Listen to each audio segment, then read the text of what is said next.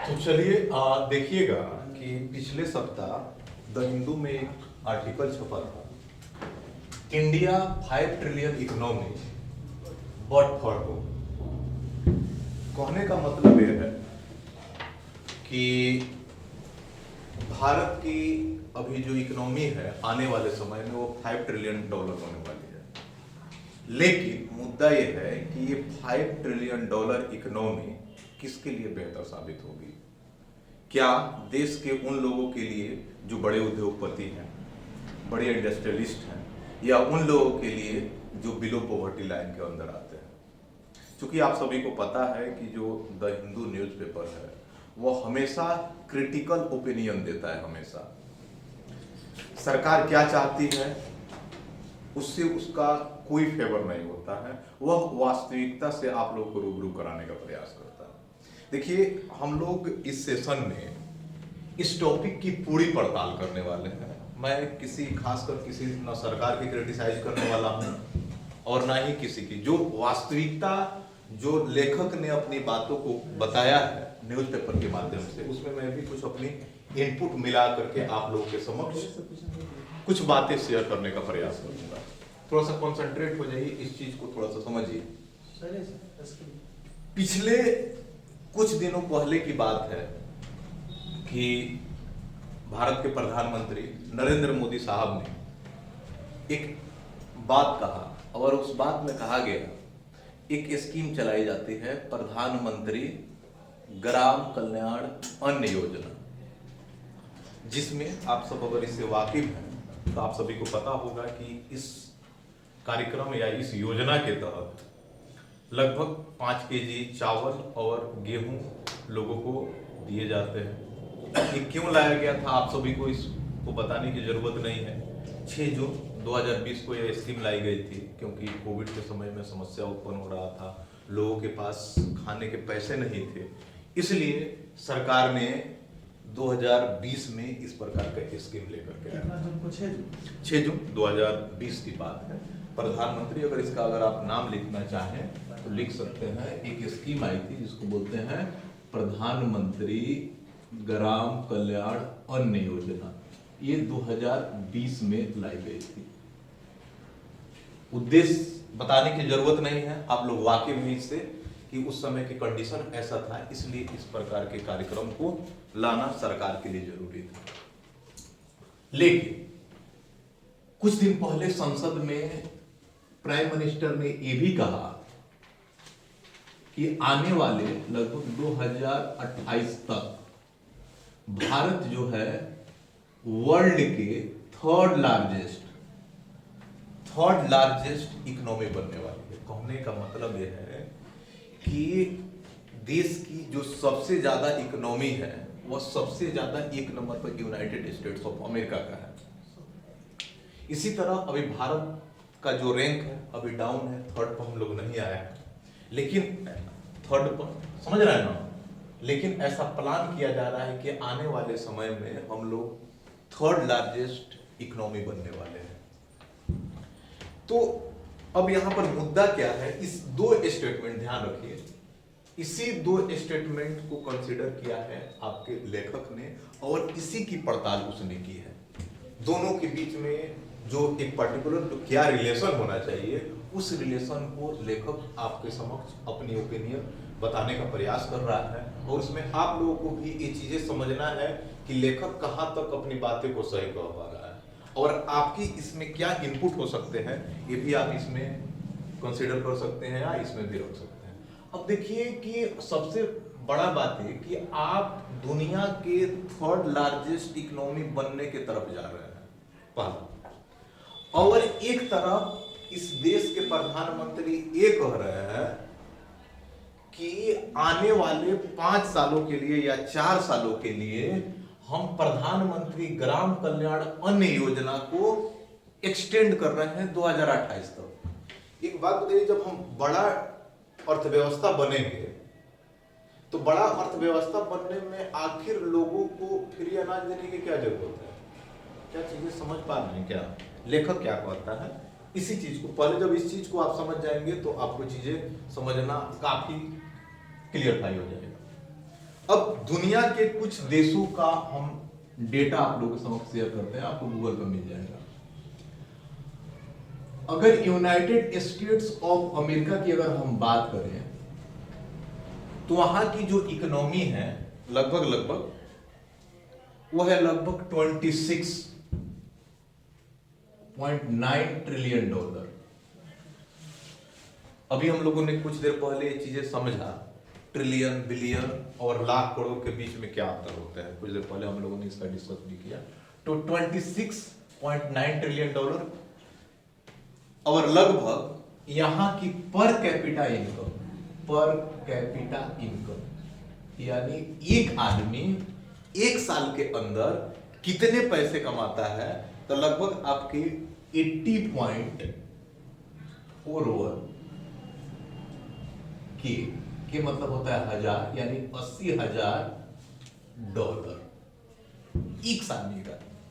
मोटा मोटी अगर मैं इसको अगर कैलकुलेट करूं इंडियन करेंसी में तो लगभग ये 80 कर लीजिए, 80.41 पहले 1000 से इसमें मल्टीप्लाई करा लीजिए ताकि ये कितने हजार हो जाएंगे।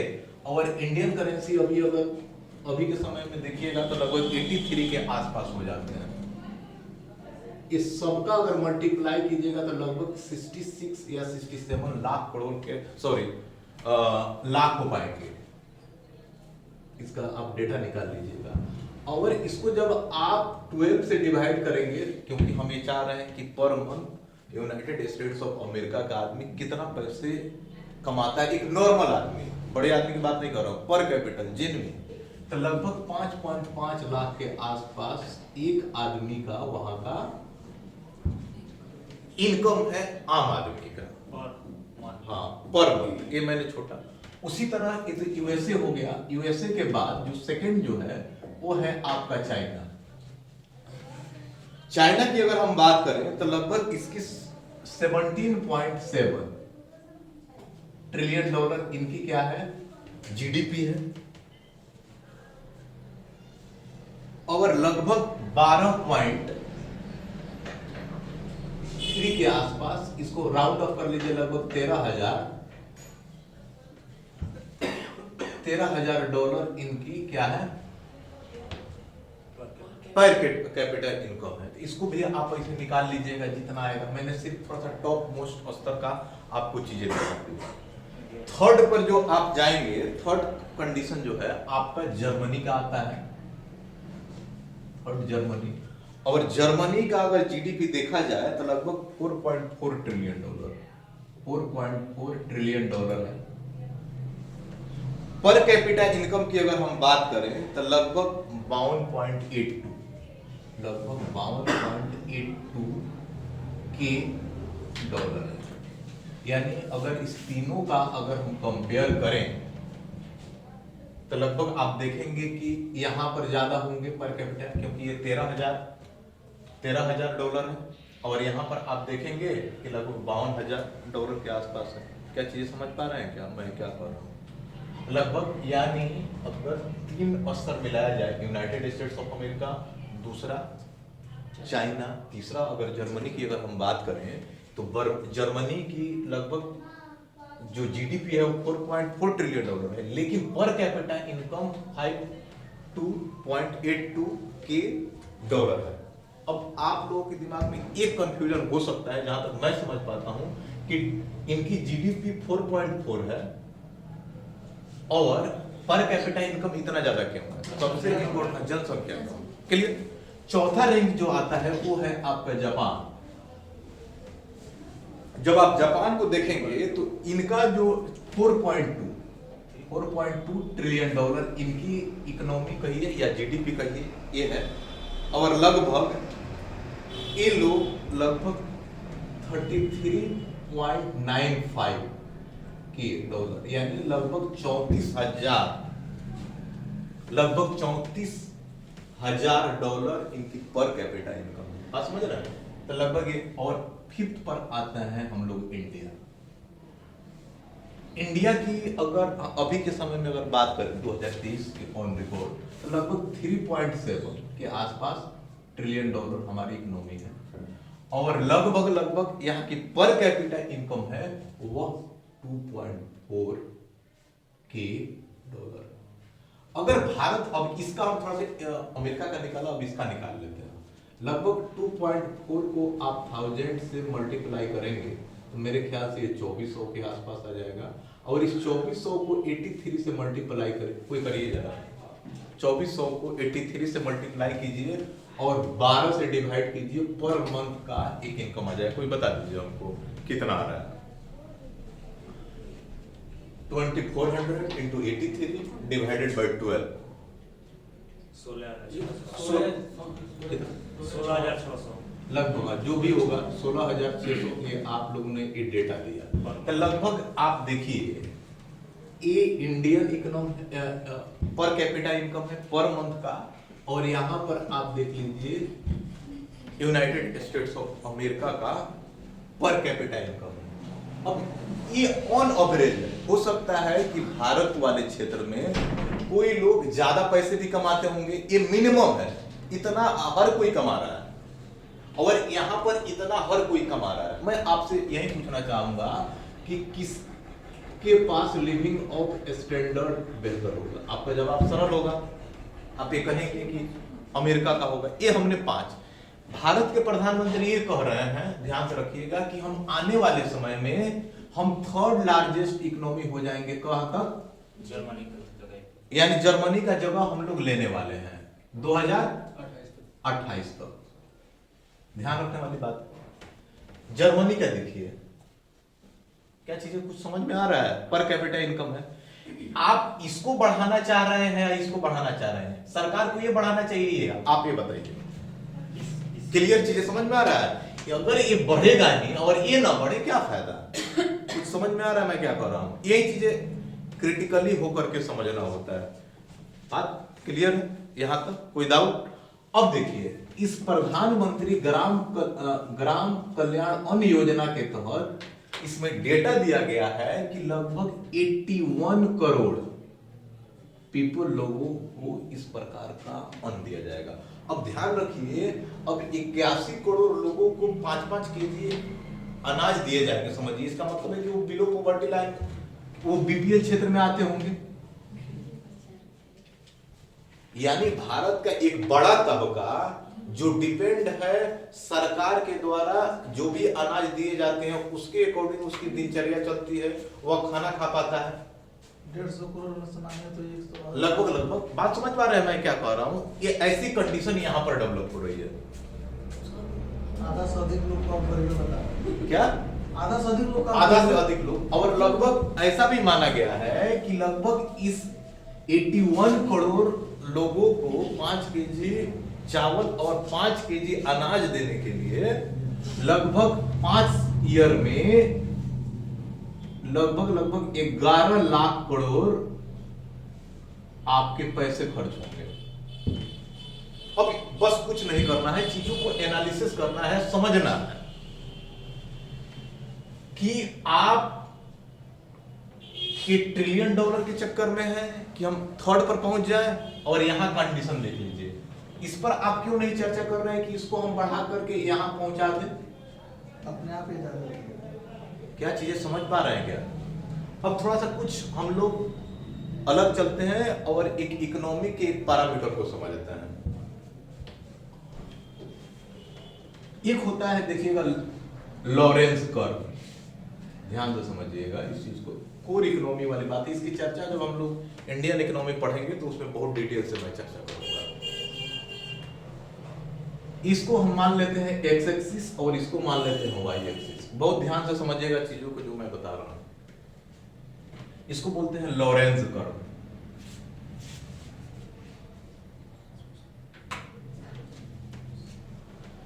अगर मैं एक्स एक्सिस पे नंबर ऑफ पीपल लिख दूं, एक्स एक्सिस पे मैंने लिख लिया कि लोगों की जनसंख्या कितनी हो सकती है, और वाई एक्सिस पर मैंने मान लिया कि नेशनल वेल्थ।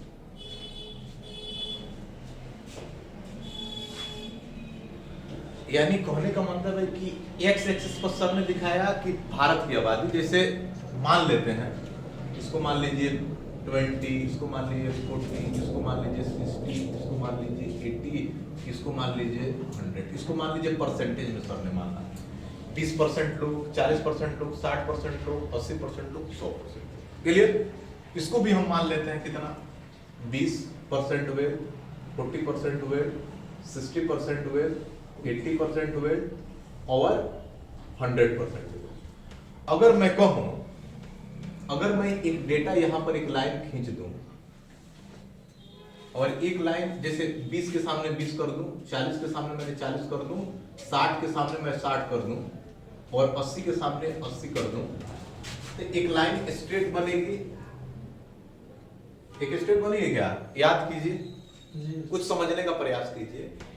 यानी लॉरेंज कर्व ये कहता है कि एक अगर एक ग्राफ प्लॉट किया जाए किसके बीच में, नंबर ऑफ लोगों के बीच में और नेशनल वेल्थ के बीच में, कि भारत में कितनी वेल्थ है, उस वेल्थ का डिस्ट्रीब्यूशन। तो मैंने मान लिया कि 20% लोग हैं और 20% लोगों के पास 20% वेल्थ, 40% लोगों के पास 40% वेल्थ, 60% लोगों के पास 60% वेल्थ, 80% लोगों के बीच 80% वेल्थ और 100% लोगों के पास 100% वेल्थ।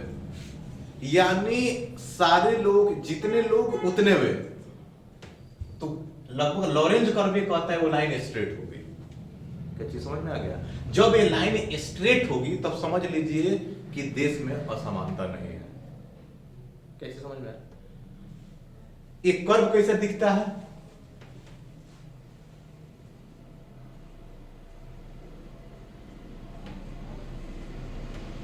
यानी क्या चीज समझ में आ रहा है? कहने का मतलब यह है, वो भी थोड़ा सा फ्लक्चुएट कर सकता है। इसका अर्थ है कि लगभग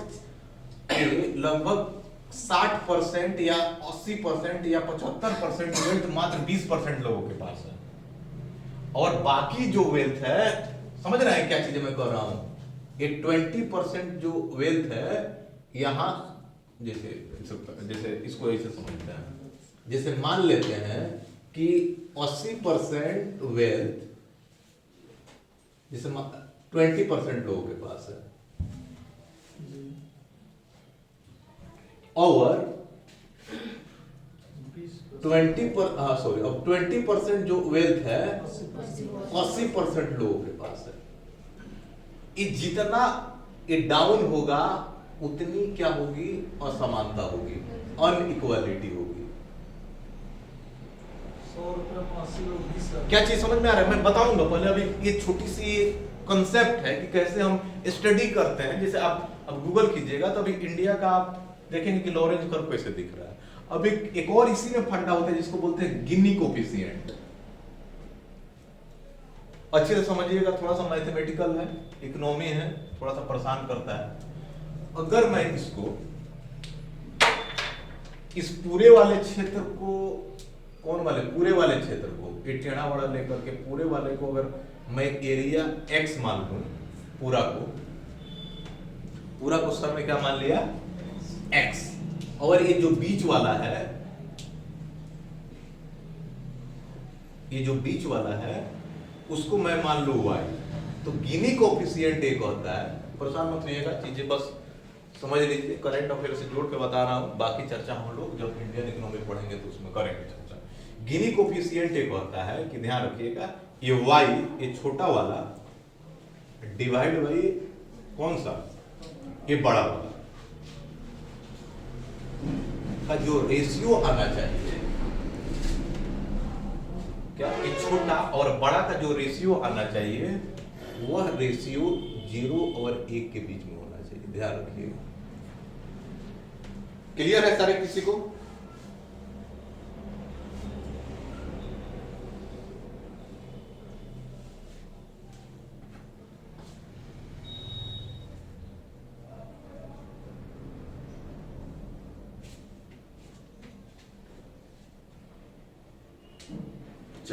अगर मान लीजिए कि अगर जब ये डिजिटली तौर पर आप अंक रखते हैं, कोई भी डिजिट रखते हैं कि कितना बढ़ रहा है कितना घट रहा है, अगर एक गिनी कोफिशिएंट अगर 0 आए, 0 कब आएगा? जब ए दोनों ए माने ए लाइन आ जाएगी। समझ रहे मैं क्या कर रहा हूं? जब ए स्ट्रेट लाइन हो जाएगी तो क्या हो जाएगी? 0। जीरो का मतलब क्या है कि आप इक्वालिटी पर फोकस कर रहे हैं। जितना ही आप एक के तरफ जा रहे हैं, जैसे 0.2, 0.8, 0.9, ये जितनी चीज की तरफ जा रहे हैं, इसका मतलब है आपके देश में असमानता उतनी डेवलप हो रही है। लगभग अगर भारत के संदर्भ में देखा जाए तो अभी तो एग्जैक्ट डेटा नहीं कह सकते हैं अभी लगभग, लेकिन 0.3 के ऊपर ही होगा। ये अनइक्वालिटी है। अब इससे आप अंदाजा लगा सकते हैं कि किस प्रकार से लोगों का हम ये स्टडी करते हैं कि कितने परसेंट लोगों के पास कितना परसेंट वेल्थ है, और वेल्थ है तो उस वेल्थ का डिस्ट्रीब्यूशन कैसे है, अनइक्वालिटी कैसे डेवलप हो रहा है। क्या चीजें क्लियर है? थोड़ा सा पानी खींचो। तो लगभग आप लोगों ने इस सारे सिचुएशन को समझ लिया। अब आते हैं थोड़ा सा हम दो स्तर का कंपेयर करते हैं, जापान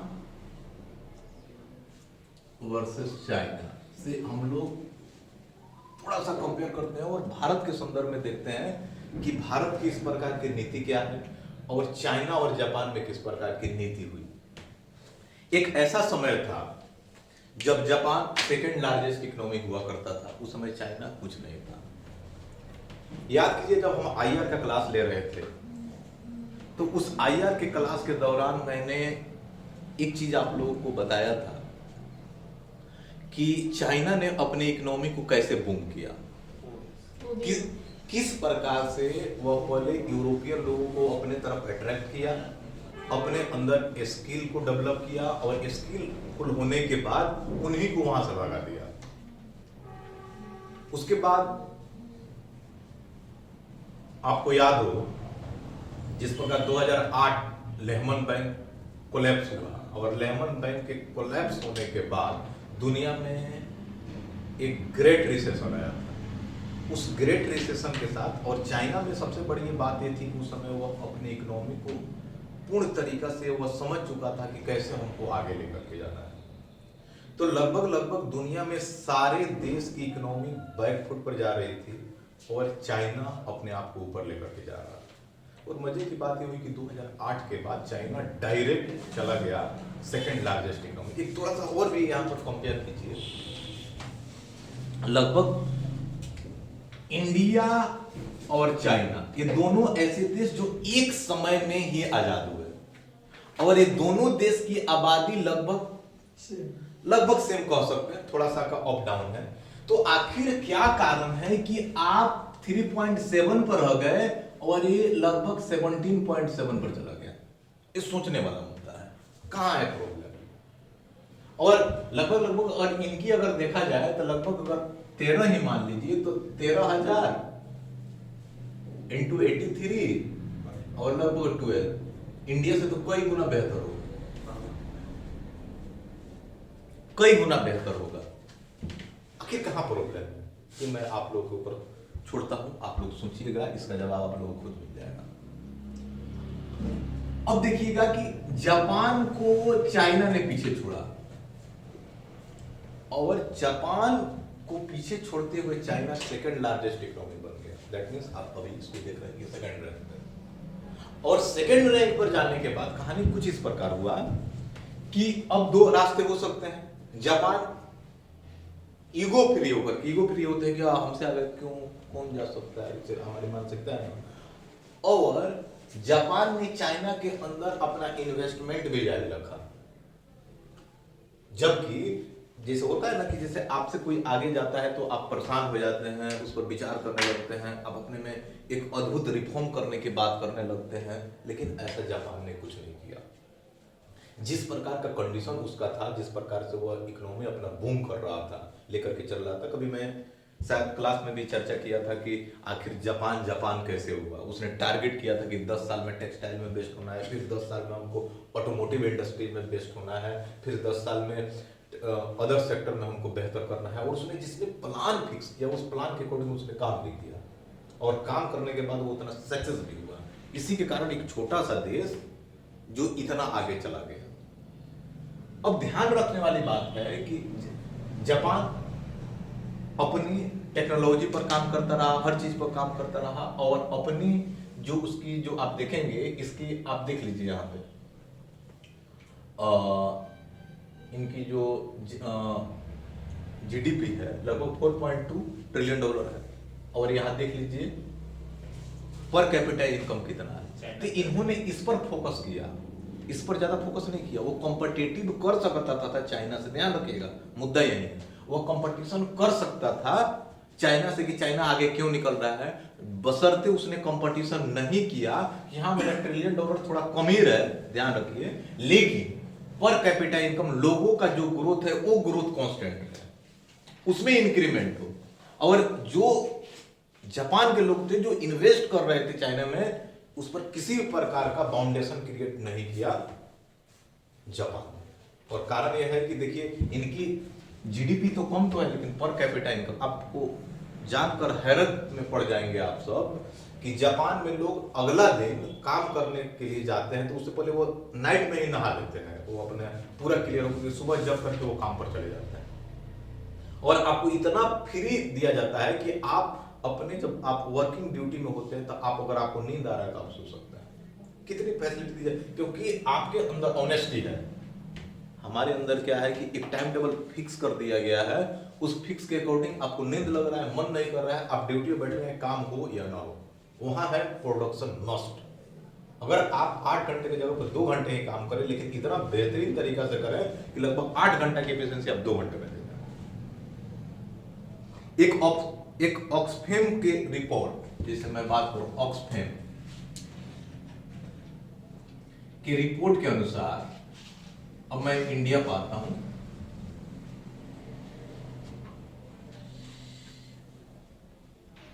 लगभग इंडिया के 1% लोग के पास, 1% लोगों के पास नेशनल वेल्थ का 41% है, यानी बस गेनी कोफिशिएंट। क्या चीज समझ में आ रहा है मैं क्या कर रहा हूं? 1%। फिर हम लास्ट में पड़ताल करेंगे, आप सोच में पड़ जाएंगे, हैरत में पड़ जाएंगे कि कहानी कहां चल रही है, क्या सिचुएशन है और क्या एक्शन होने चाहिए रियल। इंडिया का 1%, ध्यान रखिएगा, ऑक्सफैम का रिपोर्ट, ये कब का रिपोर्ट है? 2021 का। 2021 की रिपोर्ट के अनुसार 1% लोगों के पास, समझ रहा है कितनी बड़ी विडंबना है। और लगभग जो अंतिम 50 है, अंतिम 50 समझ रहे हैं ना, last 50% of the people,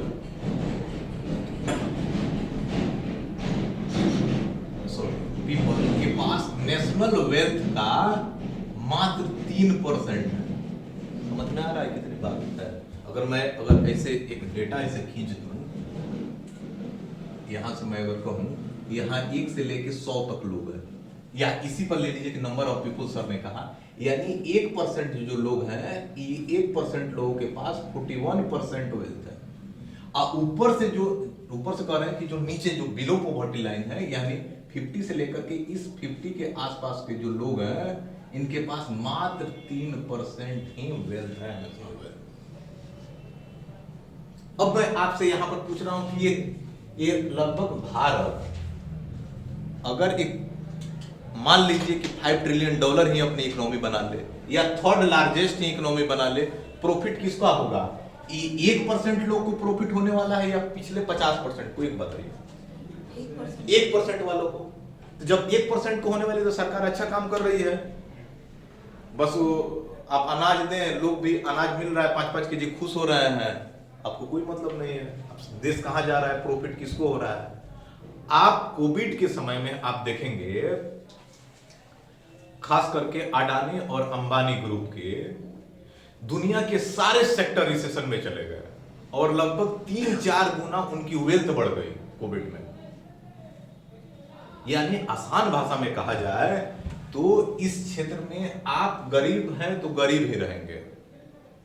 development जहां हो रहा है, अब यूपीएससी की जब आप जीएस पेपर 3 देखिएगा, यूपीएससी का एक पेपर है बहुत ही बेहतरीन, जीएस पेपर 3, और जीएस पेपर 3 में इंडियन इकोनॉमी पढ़ाया जाता है, उसमें है इंक्लूसिव डेवलपमेंट, एक टॉपिक है जिसमें हम लोग करेंगे चर्चा, समावेशिक विकास। सरकार तो इसी को बोलते हैं, करेंगे चर्चा, आप परेशान ना होइए, उसमें हम करेंगे।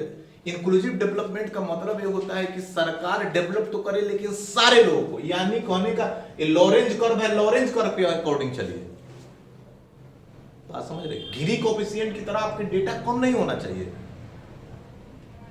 यानी कहने का मतलब यह है कि जब आप देखेंगे सिचुएशन जो डेवलप होगा इस इंक्लूसिव डेवलपमेंट की, आपकी जीडीपी बढ़े लेकिन बढ़ने के साथ साथ हर एक लोगों के साथ डेवलपमेंट का असर वहां तक पहुंचे।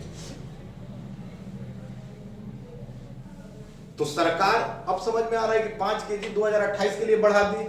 उनको पता है, जो इकोनॉमिस्ट है उनको पता है कि प्रॉफिट तो 1% लोगों को होने वाला है। अब उस 1% से तो सरकार नहीं बनेगी, तो उल्लू बनाने के लिए कौन है? अंतिम 50% लोग। उल्लू बनाओ, वोट लो 5 केजी से। और मजे की बात है कि लोग 5 केजी में खुश हो जाते हैं, जबकि सरकार से डिमांड करना चाहिए कि ये क्यों 5 केजी।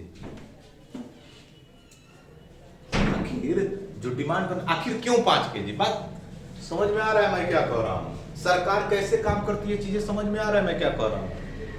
आप जान करके हैरत में होंगे कि ना ही चाइना, ना ही यूनाइटेड स्टेट्स ऑफ अमेरिका और ना ही कहां पे जापान या बड़े देश में किसी प्रकार की इस प्रकार की चीजें नहीं चलती है। सारे लोग एक्टिव लोग हैं, वो सीधे काम करते हैं। अब यहां पर आपसे पूछा जाए सरकार को क्या काम करना है? रोजगार दो, पर कैपिटा इनकम पर ध्यान दो कि पर कैपिटा इनकम कैसे इंक्रीज करे। क्या चीजें समझ में आ रहा है? कुछ दिमाग खुल रहा है आप लोगों की? देखिए, मेरा उद्देश्य किसी खास करके सरकार को क्रिटिसाइज करना नहीं है, वास्तविकता से आप लोग को रूबरू कराना है। और ना ही मेरा कोई मतलब इंटरलिंकिंग, ना ही किसी पार्टी से, समझ रहे हैं ना? पार्टी उटी से कोई मतलब नहीं है। रियल एक्चुअल में क्या हो रहा है ये चीजें जानिए। ये मैं नहीं कह रहा हूं, ये चीजें कुछ अपनी डेटा है, कुछ द हिंदू में आर्टिकल छपा था, बहुत बेहतरीन। मैंने पहले ही कहा कि बहुत ही बेहतरीन आर्टिकल है, जिससे आपकी सोचने का तरीका बदल जाएगा। तो इंक्लूसिव डेवलपमेंट सबसे ज्यादा, अगर जीएस पेपर में अगर इकोनॉमी से क्वेश्चन मेंस के बनते हैं, यहां से बनते हैं। हाँ, डेवलपमेंट हो रहा है, आपसे कोई पूछे कि यहाँ डेवलपमेंट हो रहा है लेकिन इंक्लूसिव नहीं हो रहा है, हो गया, क्वेश्चन बन गया। यही तो है, यानी आप 5 ट्रिलियन तो पहुंच गए, लेकिन इस पर क्यों नहीं ध्यान दिए? एक और डेटा आपको बताता हूं कि देश का, अब देखिए यहां से 50% लोग हो जाएंगे, ये वाले 50% होंगे इधर गरीबी वाले, और उसका टोटल अगर मान लीजिए कि जैसे मान लेते हैं कि फैमिली में आता है 100 चॉकलेट आते हैं, तो 100 चॉकलेट में से क्या हो गया कि बड़ा भाई को अकेले जो है, उस बड़ा भाई को 41 चॉकलेट दे दी। अब पीछे से जो 50 लोग हैं इसी में से घर के ही, उस 50 लोगों में से 50 लोगों बोला कि भाई तुम 3 चॉकलेट में खुश रहो। क्या चीज समझ में आ रहा है मैं क्या कर रहा हूं? अब यहां पर देखिए, ये जो 50 लोग हैं ना, ये 50 लोग पीछे के जो जीएसटी कलेक्ट होता है, ध्यान रखिएगा, जो जीएसटी कलेक्ट होता है ना, उस जीएसटी का 64% ये लोग देते हैं। दिमाग खुल रहा है कुछ? फायदा किसको मिल रहा है? एक बड़ा जीएसटी कौन दे रहा है? 50% लोग वो कौन वाले जिनको 3 पर, मतलब इस टाइप के, ये समझ लो। देखो जो चीज शैलेश पटेल आप लिखना भूल गए क्या? डेटा देख के दिमाग लूट ले लिया, ज्यादा सोचिए मत। अभी बहुत सारे, तो अगले वीक से तो हम लोग तब डेली इस प्रकार हम लोग एक एक न्यूज कवर करेंगे। वीक में 3 दिन मैं करूंगा, जो उस सप्ताह की जो सबसे महत्वपूर्ण 3-4 खबरें होंगी मैं करूंगा, और राणा सर आपके करेंगे करंट अफेयर की क्लास। बहुत सोचने वाली बात है ना? तो इसीलिए बोला जाता है कि सिविल सर्विसेज का प्रिपरेशन करो, और प्रिपरेशन करने के बाद समाज में और जो उस तबके के लोग हैं उसमें रिफॉर्म करो। आप ही लोग थे ना 2 अक्टूबर को स्टेटस खेल रहे थे, समझ में आ रहा है? जब आप खेलेंगे, समझिए इस चीज को, जब तक आपको पता ही नहीं है तब तो कैसे खेलिएगा आप लोग? आप जो लोग खेलते रहते हैं उनको क्या पता? जब वो पता चलेगी तब ना। वो पता चलने के लिए बहुत चीजें करना पड़ता है, पता है ना? चलिए आगे चलते हैं।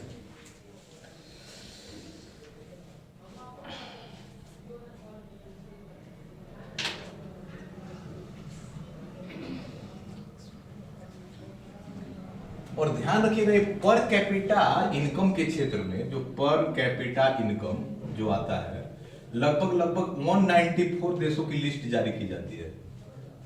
भारत कहाँ स्थान पे है? बता रहे हैं, बस इसको उलट दीजिए 149। 149। हाँ, क्या चीज समझ में आ रहा है? इस पर क्यों नहीं चर्चा हो रहा है? चर्चा हो रहा है प्रधानमंत्री ग्राम कल्याण अन्न योजना 5 केजी, और 5 केजी पर लोग देखो कि खुश हो रहा है सब कोई समझ में आ रहा है, खुश हो रहा है।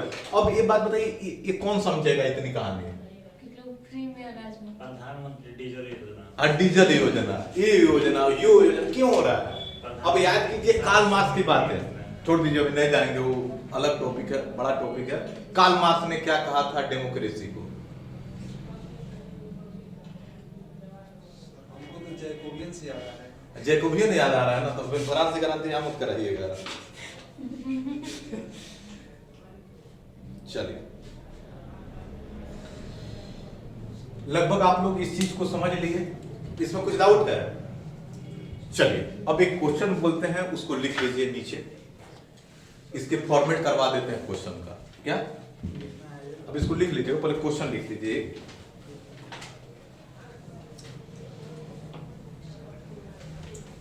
इस पूरी चीज को लिखने के बाद एक क्वेश्चन फॉर्म कर दे रहा हूं, इस चीज को लिख लीजिए।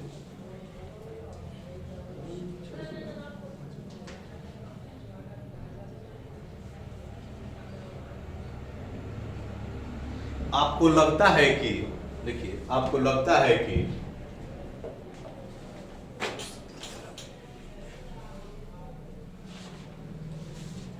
समावेशी वृद्धि लाने के लिए, समावेशी वृद्धि लाने के लिए, समावेशी वृद्धि लाने के लिए पूंजीवाद एक सही तरीका है? Full stop.